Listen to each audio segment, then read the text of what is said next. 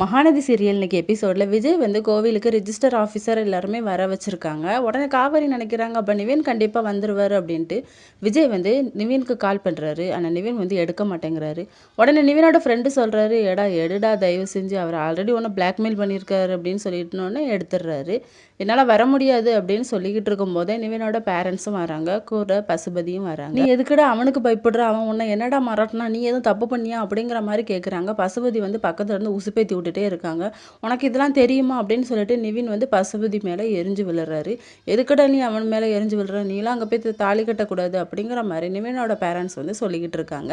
இங்கே யமுனா வந்து ரொம்ப டென்ஷனாகவே இருக்காங்க. அப்போ காவேரி வராங்க. எதுக்குடி நீ இப்படி பண்ண, வீட்டில் இருக்கும்போது என்கிட்ட சொல்லியிருக்கலாம்ல, நான் இப்படி கோயிலுக்கு வந்து கல்யாணம் தான் பண்ண போகிறேன், நானாக வர விடாமல் தடுத்துருப்பேன், அவர் உனக்கு ஆறுதல் படுத்துக்கு தாண்டி இப்படி பண்ணியிருப்பாரு அப்படின்னு சொல்லிட்டு. ஆனால் யமுனா வந்து எனக்கு மாமா மேலே நம்பிக்கை இருக்குது, மாமா எப்படியாவது நிவினை எனக்கு கல்யாணம் பண்ணி வச்சிருவாரு அப்படிங்கிற மாதிரி சொல்கிறாங்க. இதோட இன்னைக்கான எபிசோட் முடியுது.